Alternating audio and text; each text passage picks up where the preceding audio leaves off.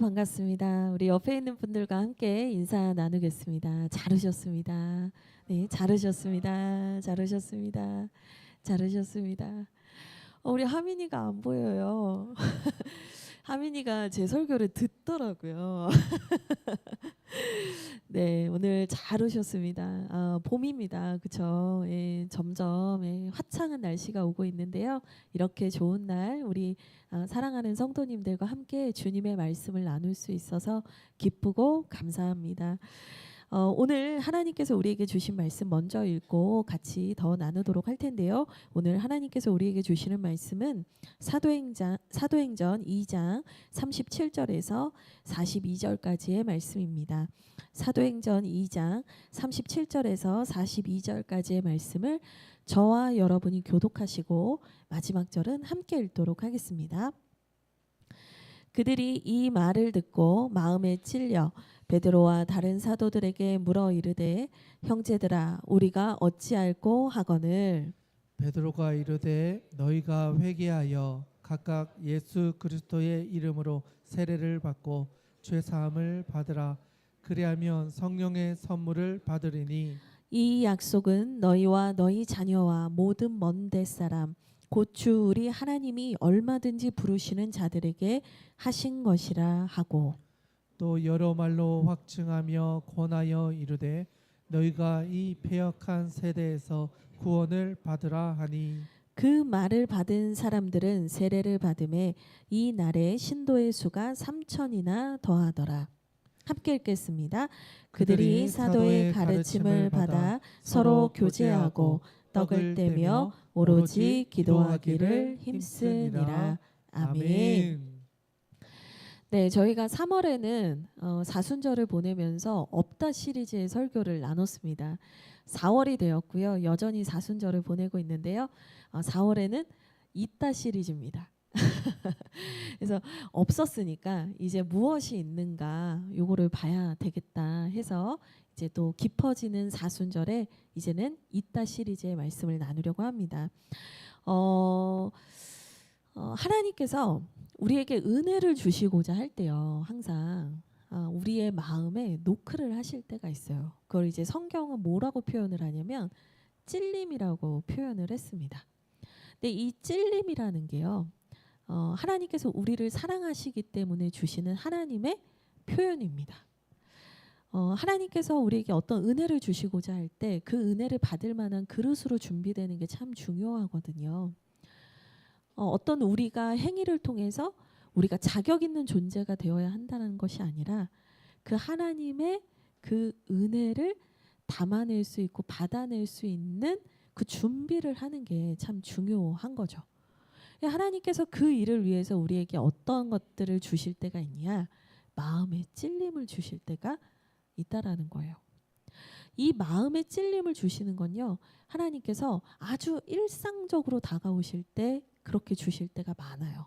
사실 우리는 이 마음의 찔림을 엄청 큰 대형 집회에 가거나 기도원에 가거나 뭔가 내가 금식 기도를 하거나 이럴 때만 이런 찔림을 주신다라고 생각할 때가 많은데 그렇지 않습니다. 사실 하나님은 우리에게 성령 하나님을 통해서 아주 일상적인 자리에서 그 찔림으로 우리에게 다가오시는 순간들이 있더라는 거예요. 그래서 그 찔림을 주실 때 우리는 그 찔림에 반응을 해야 됩니다. 사실 이 찔림이 왔는데도 불구하고 그냥 대충 덮어버리고 안 들린다 이렇게 가신다든지 아니다 아니다 이건 아니다 이러면서 그 찔림을 이렇게 내가 회피하거나 덮어버리면요, 하나님께서 뭔가 말씀하고자 하시는 게 있었고 우리에게 주시고자 하시는 게 있었는데 그게 흘러가 버리는 경우들이 되게 많은 거예요. 그 찔림에 반응을 해야 됩니다. 근데 이 찔림을요, 이제 보통 사람들은 어떤 단어로도 표현을 하냐면 죄책감이라는 말로도 표현을 해요.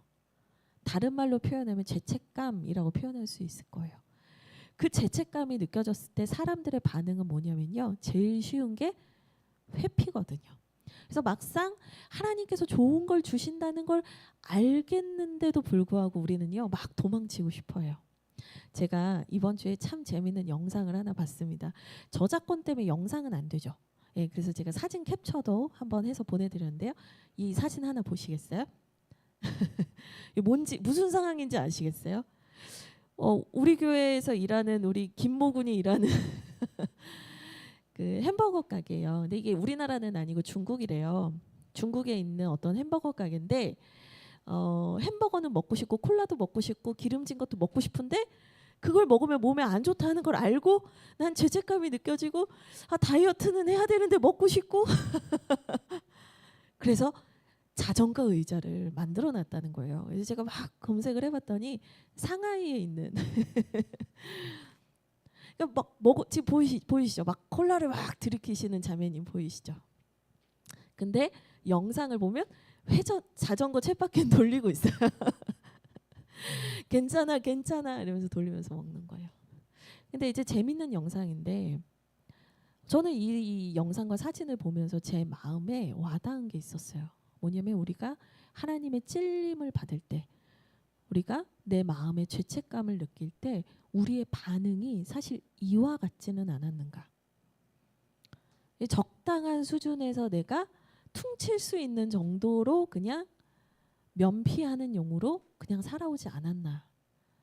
우리가 정말 내 근본적인 문제에 대해서 직면하고 그것을 마주한 적이 있는가. 제가 그 생각이 들더라고요. 저마다의 방법은 다를 텐데요. 우리는 다 이중적인 게 있어요. 하나님을 따라가고 싶기도 하면서도 여전히 내 마음대로 살고 싶은 그 욕구와 계속해서 싸우는 거예요.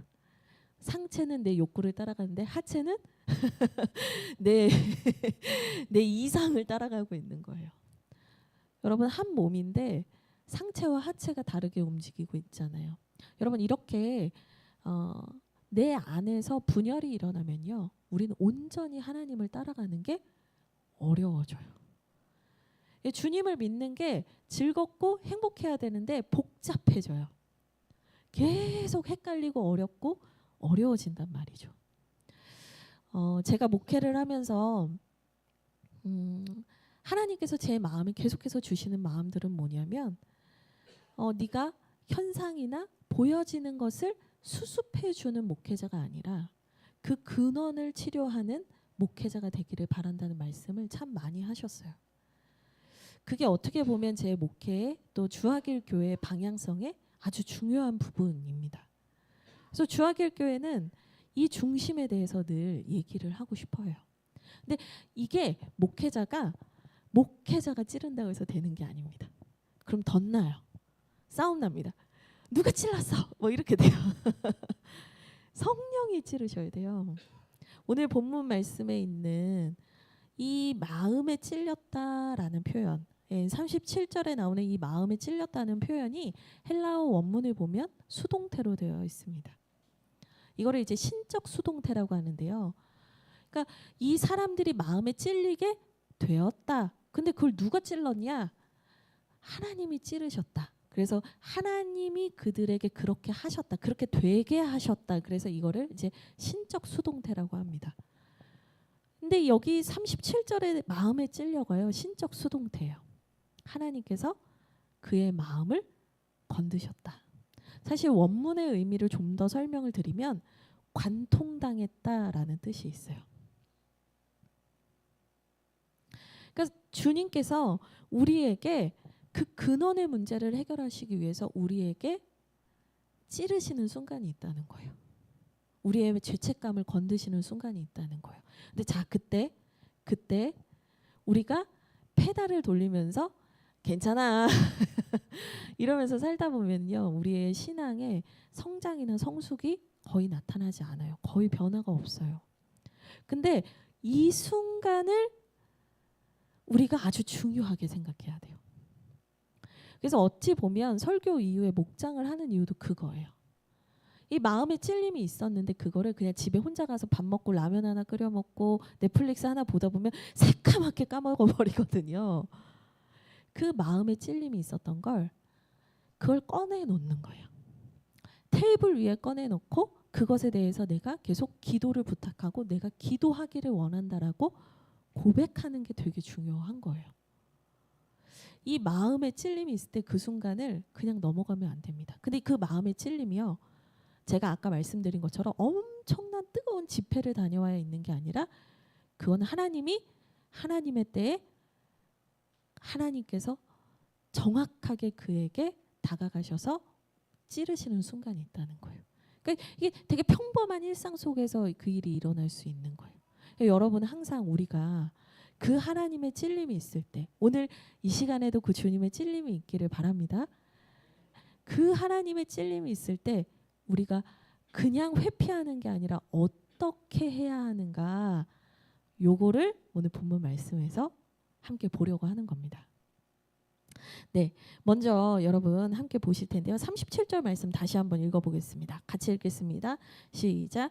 그들이 이 말을 듣고 마음에 찔려 베드로와 다른 사도들에게 물어 이르되 형제들아 우리가 어찌할꼬 하거늘. 이 말씀에요, 이 마음에 찔렸다라는 얘기가 있는데, 이 마음에 찔림이 있을 때 여러분께서 앞으로 반드시 하셔야 되는 게 있습니다. 첫 번째, 물어야 한다는 거예요. 여러분 37절 끝부분을 보세요. 물어 이르되, 다른 사도들에게 물어 이르되 형제들아 우리가 어찌할꼬. 너무 단순해서 깜짝 놀라셨죠? 성령 하나님의 찔림이 있을 때 우리가 해야 되는 첫 번째가 뭐냐면 물어야 한다는 거예요. 하나님, 제가 무엇 하기를 원하십니까? 제가 어떻게 하기를 주님 원하십니까? 물어야 된다는 거예요. 근데 대부분의 분들이 묻지 않으세요. 왠지 아세요? 내가 감당치 못할 크고 은밀한 일을 나에게 말씀하실까 봐 막 두려워. 근데 여러분, 우리 안에 이 두려움이 있다는 것 자체가 아직 하나님을 깊이 알지 못한다는 겁니다. 정말 하나님이 선하시고 인격적이신 분이라는 것을 알면은요, 그분이 나에게 들려주는 이야기가 얼마나 두려울까라는 생각보다 기대감이라는 걸 갖게 되거든요. 저에게도 이 두려움과의 싸움이 아주 길었습니다. 제 20대는 이 두려움과의 싸움이었어요. 저는 목회를 원래부터 신학교를 학부 때부터 가가지고 신학교를 학부 생활부터 했던 사람이 아니잖아요. 모르겠어요. 제 안에 깊은 곳에 하나님이 저를 왠지 부르실 것 같은 두려움이 항상 있었어요. 어릴 때부터. 그래서 뭔가 중요한 얘기를 하실 것 같으면 제가 바빠서 이만 기도실을 뛰쳐나갔어요. 하나님이 저한테 항상 독신으로 살면서 목회를 해라 막 이런 말씀을 하실 것 같아서 그건 싫습니다, 이 마음이 제가 있었어요. 늘 두려움이 있었단 말이죠. 근데 어느 날 이 두려움 때문에 진짜 하나님께서 주고자 하시는 좋은 것들, 하나님께서 나에게 너무나 들려주고자 하시는 귀한 말씀을 못 듣게 하고 있다는 생각이 들었어요. 사탄 마귀가 더 그렇게 내 마음을 두렵게 만든다는 생각이 들었어요. 그래서 이 두려움을 가지고 옥신각신을 하다가 결국에는 이 말씀을 듣기로 결정을 했는데, 제가 두려워했던 일은 하나는 일어나고 하나는 일어나지 않았죠. 목회는 하게 됐지만 좋은 배우자를 주셨습니다.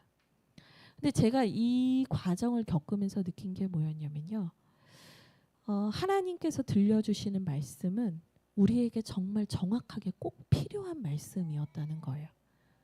내가 해결할 수 없는 인생의 고된 문제들, 숙제들 있죠. 내 존재의 문제든 우리 가정의 문제든 내가 어찌할 수 없는 근원적인 내 안에 있는 문제들이 있어요. 근데 그 문제를 괜찮아요. 하면 괜찮아요. 괜찮아요. 우리의 집중력은 날로 향상돼 갑니다. 괜찮아요. 근데 두려움 때문에 듣지 못해서 하나님과 더 깊은 관계를 누리지 못했던 게 훨씬 더 손해였다는 걸 알게 됐어요. 이 두려움을 돌파해야 주님과의 깊은 관계가 비로소 시작된다는 걸 알게 됐어요. 여러분, 뭐 하셔야 된다고요? 물으셔야 돼요. 그게 삶의 변화가 시작되는 지점이에요. 이 사도행전 16장 30절에도 물었던 한 사람이 또 나오거든요. 이 사도행전 16장은 이 사도 바울이 2차 선교 여행에서 빌립보라는 지역에 가서 교회를 세웠던 말씀이거든요. 근데 사도 바울이 좋은 일을 했어요. 귀신 들린 여종을 살려줬는데 이 귀신 들린 여종을 통해서 돈을 벌던 주인은 바울 때문에 돈을 못 벌게 된 거예요. 그러니까 이제 바울을 이제 고소하고 막 그래가지고 바울이 잡혀가서 매를 맞고 감옥에서 착고를 차고 이제 너무나 고통스러운 시간을 보내게 되지만 이 바울이 그곳에서 하나님의 놀라운 구원의 은혜를 경험하게 돼요. 이 착고가 풀리고 감옥 문이 열리는 놀라운 역사를 경험한단 말이죠. 그래서 이 로마 간수였던 사람이 이 죄수들이 문이 열려서 다 도망간 줄 알았는데 이 바울이 여전히 있는 것을 보고 이 사람에게 무릎을 꿇고 엎드려서 묻습니다. 제가 어떻게 하여야 구원을 받겠습니까? 몇 장 넘기면 되거든요. 16장 30절 한번 보실까요? 16장 30절 한번 읽어보면 좋겠습니다. 사도행전 16장 30절입니다. 네, 16장 30절 같이 한 목소리로 읽겠습니다. 시작. 그들을 데리고 나가 이르되 선생들이여 내가 어떻게 하여야 구원을 받으리까 하거늘. 아멘. 여러분 이 물음 뒤에 이 교회의 선교의 역사의 한 획을 긋는 놀라운 말씀이 선포되어 31절 주 예수를 믿으라 그리하면 너와 내 집이 구원을 받으리라. 아멘. 여러분 물어야 된단 말이에요. 물어야 돼요. 물어야 돼요. 이 묻는 것이 진짜 신앙인의 시작입니다. 그러면 이 묻고 난 다음에 뭐 해야 되냐? 제가 이미 말씀을 드렸지만 두 번째입니다. 물었으면 어떻게 해야 된다고요, 여러분? 들어야 한다. 들어야 해요. 들어야 해요. 제가 너무 당연한 얘기를 하죠. 근데 이게 막상 신앙생활을 실천할 때는 잘 안 되더라고요. 물었으면 들어야죠. 주님께 여쭤봤으면 주님이 말씀하시거든요. 근데 우리가 잘 안 들으려고 해요. 근데 듣는 게 중요하다. 여러분 저는 한국 교회가 왜 점점 어려움을 겪고 쇠락해 가는가 이것에 대해서 되게 많이 묵상을 하고 또 기도를 하고 고민을 하고 있거든요. 제가 보니까요. 말은 정말 많이 해요. 근데 도무지 듣지를 않는 거예요. 하나님의 나라는 말에 있지 않고 능력에 있다라고 하셨는데 교회가 말은 하는데요. 듣지를 않더라고요. 그 주님의 말씀, 그러니까 주님께서 우리에게 강력하게 부어주시는 그 말씀을 듣잖아요. 그 들은 말씀을 전하잖아요. 그러면 성령께서 그 말씀 가운데 임재하셔서 강력하게 역사하시거든요. 여러분 내가 나 혼자서 하는 말과 성령께서 나에게 들려주신 말에는 권위가 다른 거예요. 성령께서 나에게 주신 지혜는 전혀 차원이 다른 거예요. 그 권위와 힘과 능력이 다른 거예요. 들어야 돼요. 제가 이번 사순절 말씀로도 이제 주중에 이번 주에 민수기 말씀을 이제 봤었어요. 이 출애굽기가 처음엔 재미거든요. 근데 저희가 출애굽기 민수기 이어지고 있는데 출애굽기가 처음엔 재밌는데 점점 이제 성막을 어떻게 지어라는 얘기가 나오면 다 이제 힘들어하세요.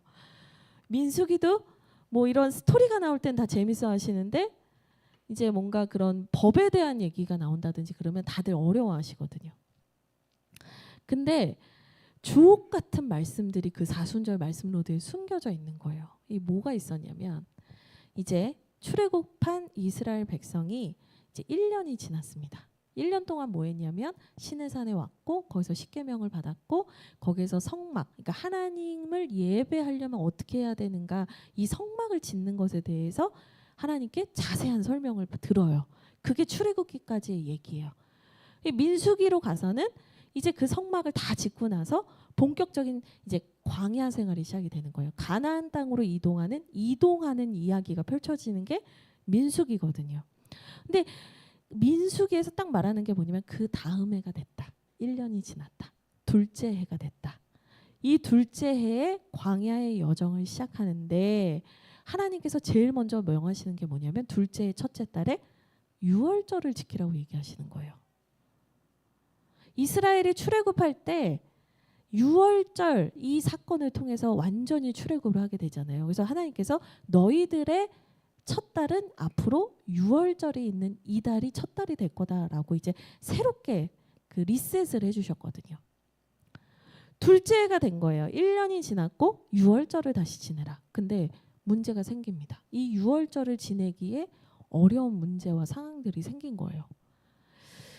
그래서 사람들이 어떻게 해야 되냐. 내가 예배를 안 드리고 싶은 것도 아니고 하나님께서 명령하신 걸 안 하고 싶은 건 아닌데 지금 불가피한 상황이 있는데 내가 어떻게 해야 합니까? 라고 했더니 모세가 아주 기가 막힌 말을 합니다. 민수기 9장 7절에서 8절인데요. 한번 찾아보겠습니다. 민수기는 구약에 있습니다. 민수기 9장 7절에서 8절입니다. 민수기 9장 7절에서 8절입니다. 네, 같이 읽어보겠습니다. 읽겠습니다. 시작. 다 찾으셨어요?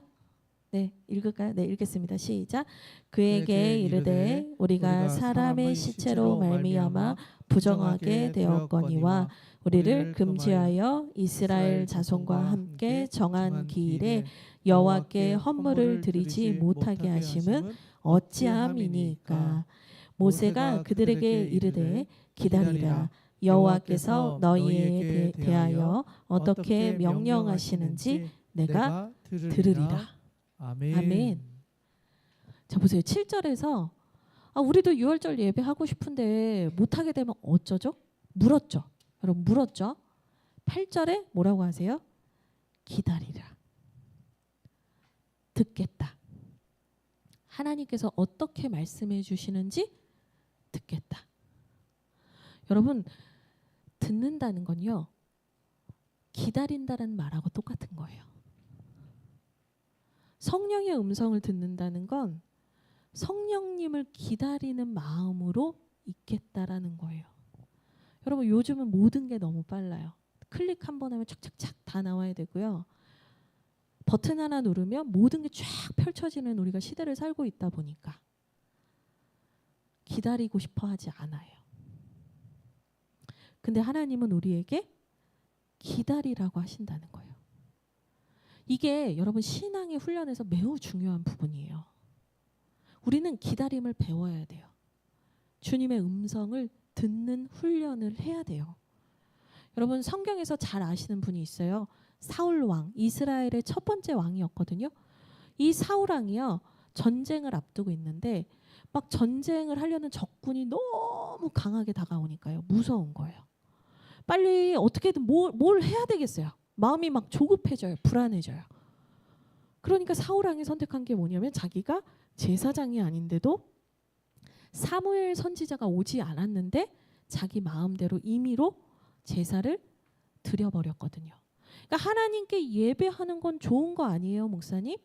예, 그것만 보면 나쁜 게 아니에요. 그런데 그 상황과 그것을 주도하는 사람이 맞지 않았어요. 근데 우리가 이런 식으로 사울의 해석을 할 때가 너무나 많은 거예요. 예배는 좋은 거잖아요, 목사님. 기도는 좋은 거잖아요, 목사님. 찬양은 좋은 거잖아요, 목사님. 서로 사랑하고 건면하고 위로하는 거 좋은 거잖아요, 목사님. 맞아요, 좋은 거예요. 근데 그게요, 하나님의 뜻 안에서 맞춰지지 않으면 그게 오히려 하나님을 배역하는 게 되고 하나님과 멀어지는 길이 되는 거예요. 그래서 끝까지 들어야 돼요. 끝까지 기다려야 돼요. 죽으면 죽으리다. 기다려야 돼요. 내가 성급하게 탁 취했던 것들, 여러분의 신앙생활 한번 지금 돌려보세요.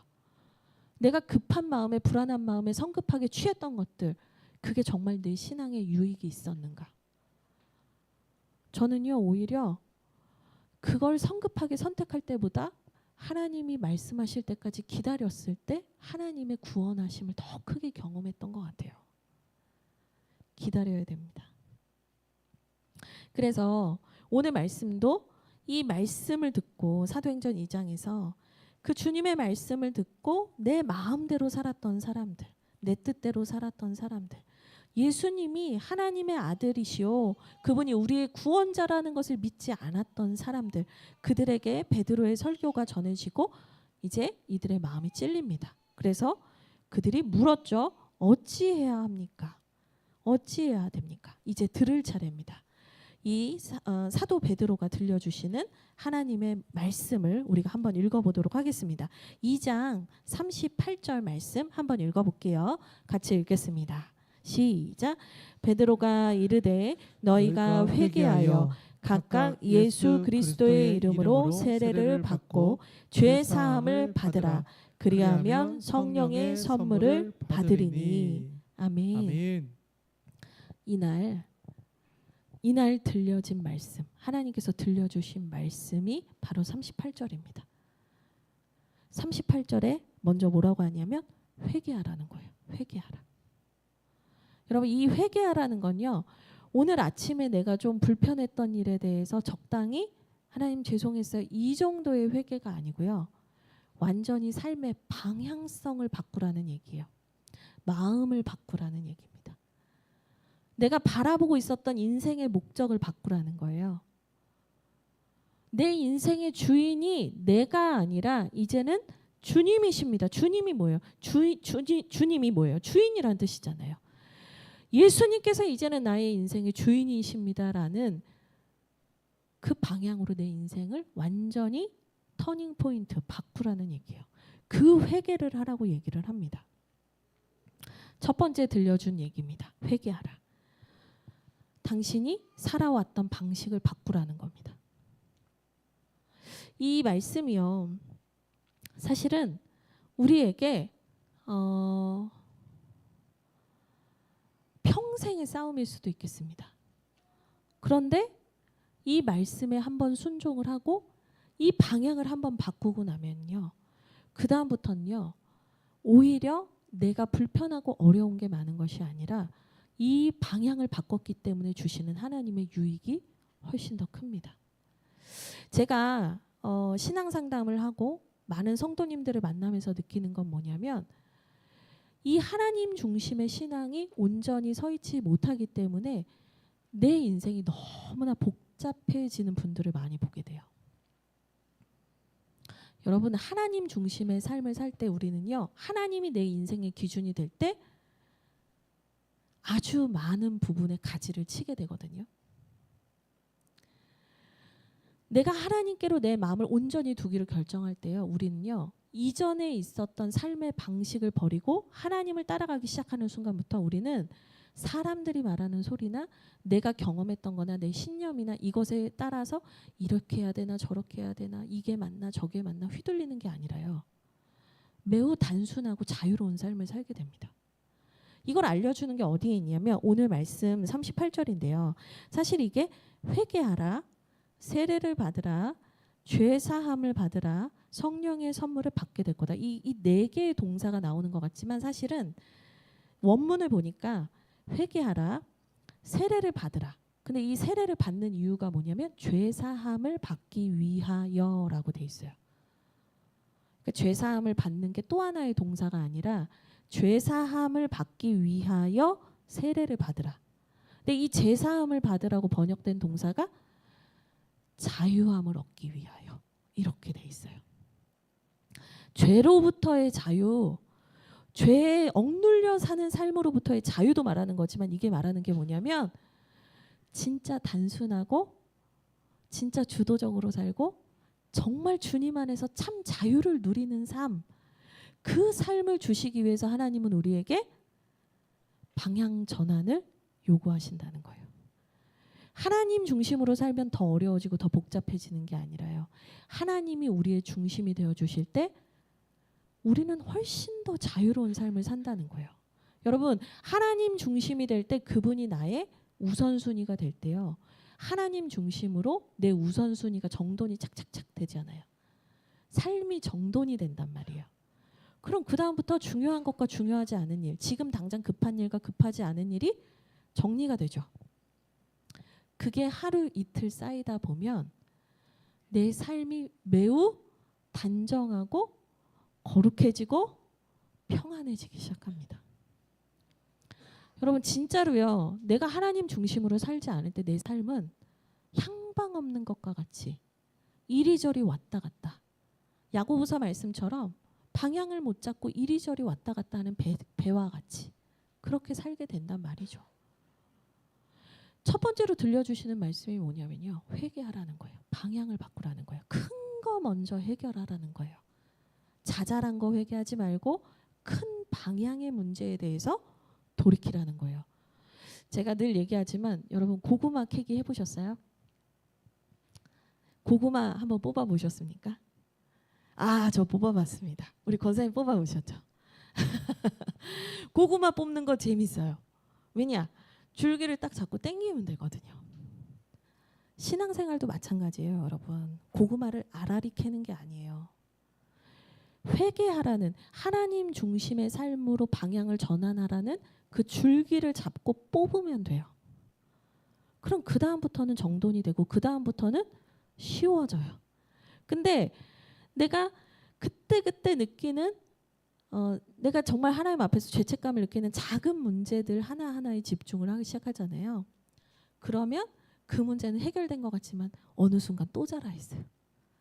내가 그때 이거 회개한 것 같은데 또 똑같은 죄를 짓고 있어요. 죄책감만 깊어지는 거예요. 여러분이 하셔야 되는 게 뭐냐면 하나님 중심의 삶으로 방향을 완전히 전환하시는 거예요. 여러분 절대 손해 안 보세요. 제 반드시 말씀드릴 수 있어요. 여러분 인생의 가장 큰 로또예요. 하나님을 아는 거. 여러분이 부자가 되는 게 중요한 게 아니고 여러분이 정말 유명해지는 게 중요한 게 아니고 성공하는 게 중요한 게 아니고 여러분의 인생에서 하나님만이 나의 복이 되십니다. 이 고백을 할 수 있는 게 여러분의 가장 큰 복이에요. 이 베드로가 그 얘기를 해준 거예요. 저희가 그동안 예수님을 몰랐습니다. 예수님 거절했습니다. 우리가 36절에 보니까 우리가 심지어 예수를 십자가에 못 박았습니다. 마음이 찔렸어요.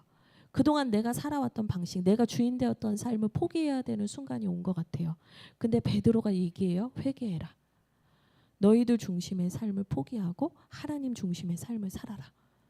이 말이 들려진 겁니다. 그리고 세례를 받으라고 얘기를 해요. 여러분 이 세례는요. 이제는 내가 예수님께서 내 죄를 씻어주시고 나를 용서해 주시고 이제는 내가 예수님과 함께 살겠습니다. 예수님이 나의 주인이십니다. 이거 이제 고백하는 게 세례식이잖아요. 근데 여러분 이 세례식은요. 개인적인 신앙의 고백만 있는 게 아니죠.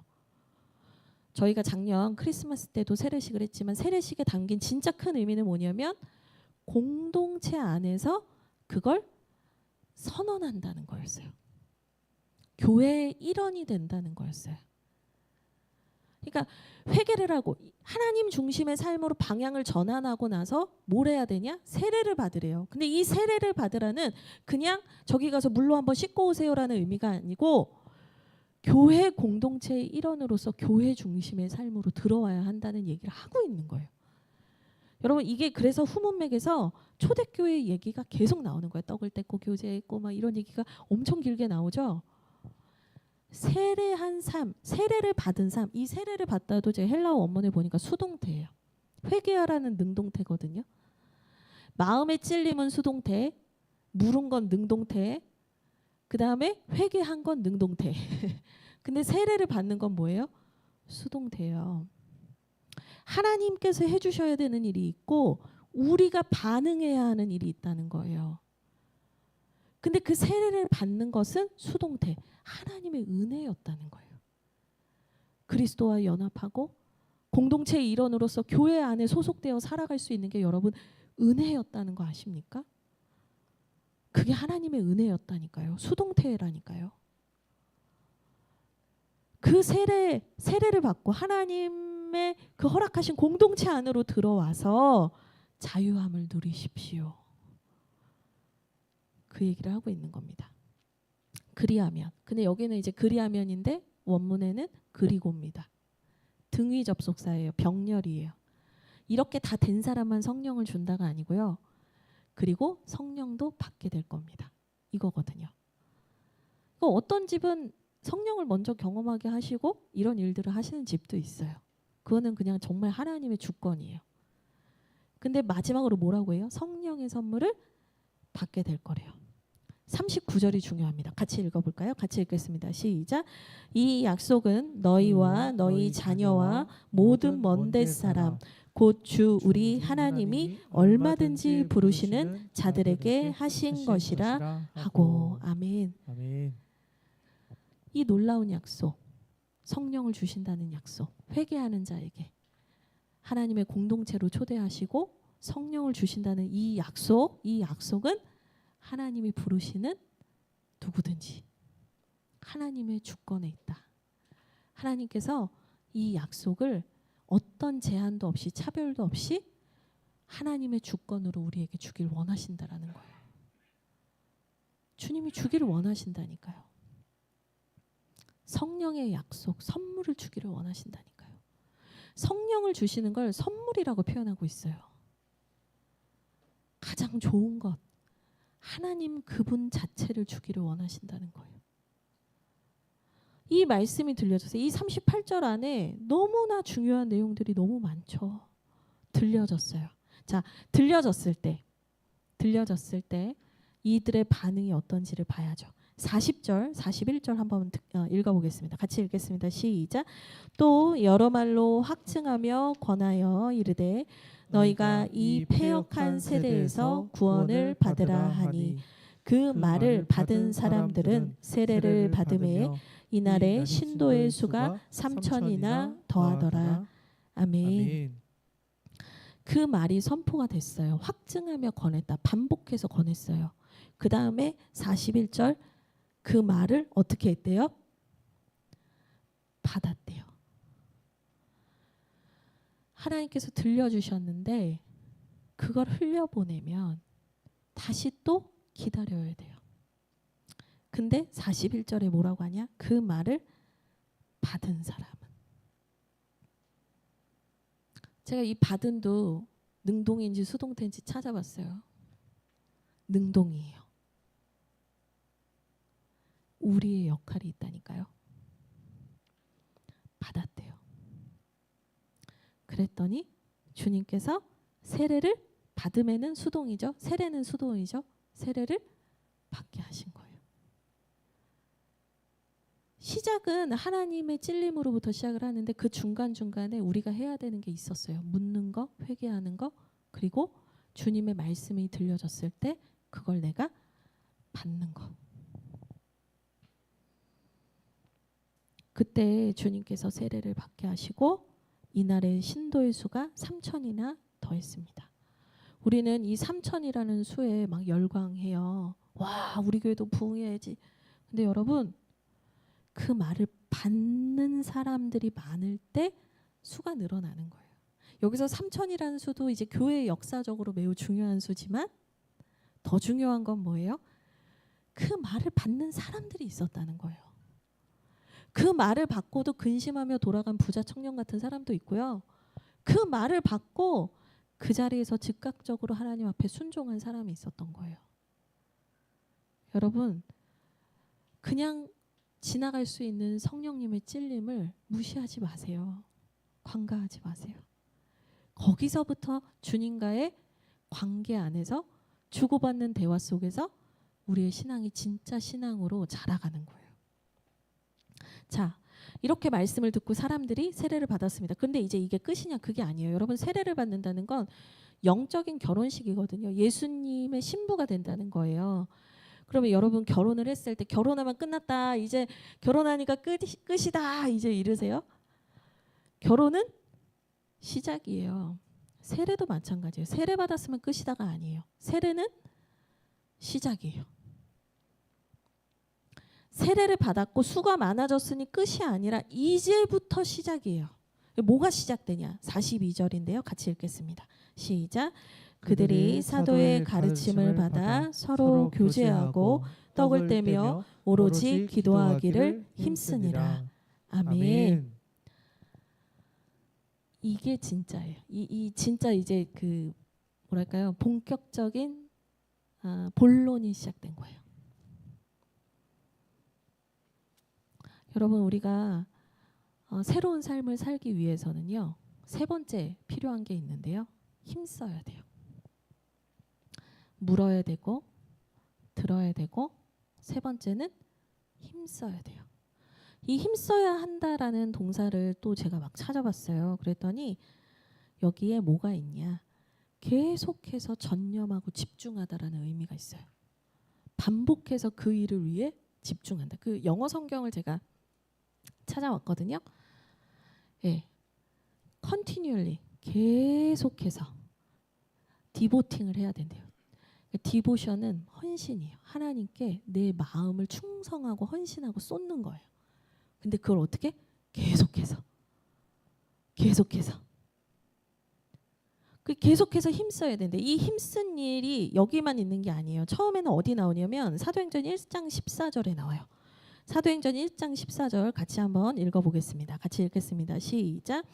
여자들과 예수의 어머니 마리아와 예수의 아우들과 더불어 마음을 같이하여 오로지 기도에 힘쓰더라. 아멘. 이게 이제 오순절 성령 강림 사건 있기 전에 성령을 기다릴 때 사건이 이 상황이거든요. 그때 다락방에서 마가의 다락방에서 제자들이 모여서 오로지 기도에 힘썼다. 근데 거기에 똑같은 단어예요. 헬라어로 힘썼다. 그러니까 기도에만 집중했다. 그게 다시 2장 42절에 나오는 거예요. 성령을 받기 전에 나오고 성령을 받은 후에 다시 나와요. 힘써야 할 것들이 좀 바뀌어요. 기도에만 힘썼는데 이제 3,000명이 더 오고 교회가 생겨나기 시작하니까 뭐에 힘쓰라는 얘기를 해요? 가르침 받는 것. 그리고 교제하는 것, 떡을 떼는 것, 기도하는 것. 여러분 이게 뭐냐면 말씀 중심의 삶을 사는 것, 서로 공동체 중심의 삶을 사는 것, 그리고 성례, 이 떡을 떼면은 성찬을 의미하는 거거든요. 밥 먹는 게 아니고 단순히 성례전 중심의 삶을 사는 것, 그리고 기도 중심의 삶을 사는 것. 거기에 여러분이 집중하고 몰입하셔야 됩니다라고 얘기를 하는 거예요. 그때 무슨 일이 일어나는가? 내 인생의 근원적인 문제와 내 신앙에 늘 고자리에 머물던 그 죄책감만 느끼고 늘 고자리에 머물던 내 삶의 진짜 변화가 일어나기 시작한다는 거예요. 결국에는 뭐냐면 회개는 개인적인 것 같은데 힘써야 하는 건 공동체적이에요. 제가 하고 싶은 얘기를 하는 게 아니에요. 저 성경에 있는 얘기만 하고 있어요. 개인적인 회개에서 시작을 하는 것 같은데 우리가 결국에 힘써야 하는 일은 뭐냐면 공동체적인 일이라는 거예요. 모이기에 힘쓰라는 거예요. 결론은 뭐냐? 모이기에 힘쓰라는 거예요. 같이 말씀을 보고 기도하고 교제를 나누고 영적인 교제를 나누고 이 성례, 성찬을 한다는 건 뭐냐면 예수 그리스도의 십자가 사랑을 날마다 깊이 묵상하고 이 말이에요. 이 한국교회 안에 10년도 더 됐는데 10년 뭐 이상이 된 것 같은데 하여튼 그 전부터 어떤 말이 유행을 했냐면 선교적 교회라는 게 유행을 했어요. 교회 안에만 모이지 말고 우리가 복음을 들고 밖으로 나가서 사람들과 만나고 그들에게 선한 영향력을 끼쳐야 된다. 그게 이제 선교적 교회란 엄청난 패러다임이었어요. 그러니까 흩어져야 됩니다. 이 얘기를 한 거예요. 모이기만 하지 말고 흩어져야 됩니다. 근데 여러분 중요한 게 뭐냐면 잘 모여야 잘 흩어질 수 있어요. 내가 계속해서 디보션을 하지 않는데 내가 공동체 안에서 성령께서 주시는 공동체 안에 부어주시는 그 은혜를 누리지 못하는데 선교적 교회 불가능합니다. 모이기를 잘해야 잘 흩어지는 겁니다. 모이기를 잘해야 충전돼서 밖에 나가서 선한 영향력으로 살 수 있는 겁니다. 목사님 그런 말씀 뭐 성경에서 해주는 얘기 해주셔도 실생활에선 그렇게 살기 힘들잖아요. 저 그 얘기 자주 들어요. 근데 여러분 살기 힘들기 때문에 우리에게 주시지 않은 약속은 아니에요. 우리에게 주시지 않은 명령은 아니에요. 무슨 말이냐? 어려운 건 분명하지만 그 말씀대로 살라고 주신 명령은 그 말씀대로 살게 하시는 성령님이 계신다는 거예요. 모여야 돼요. 모여서 그것에 대해서 같이 기도해야 돼요. 성령의 지혜를 구하고 은혜를 나누고 영적 교제, 코이노니아예요. 도전하고 서로 권면하고 섬기고 성찬하고 예수님의 십자가 보혈을 의지하여서 다시 회개하고 용서함 받고 다시 삶으로 뛰쳐나갈 힘을 얻고 용기를 얻고 이게 여기에서 되지 않는데 어떻게 밖에 나가서 선한 영향력이 흘러갈 수 있냐는 거예요. 여러분 교회 밖에서의 그 선한 영향력과 삶이 요즘 시대에 너무 더 중요해지고 있어요. 교회가 지금 시대가 어려운데 뭐 하고 있냐 이런 얘기를 많이 하는데 저는 그렇다면 교회의 다음, 교회의 본질부터 우리가 다시 세워야 된다고 생각해요.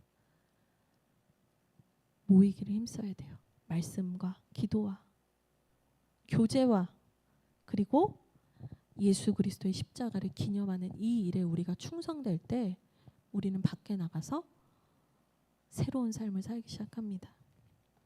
이제 말씀을 정리하려고 합니다.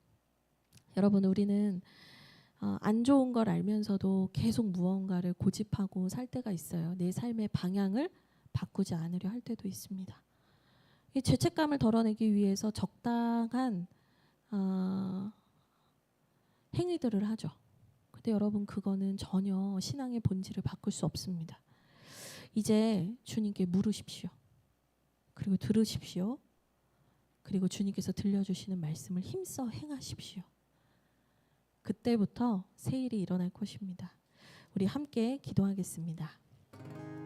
먼저 기도할 것은 주님께서 내 마음에 찔림을 주시는 것 내가 듣지 않으려 했고 내가 회피했지만 주님께서 반복하여서 나에게 말씀하시는 그 찔림이 있다면 이제 이 시간 좀 물었으면 좋겠어요. 제가 무엇 하기를 원하십니까?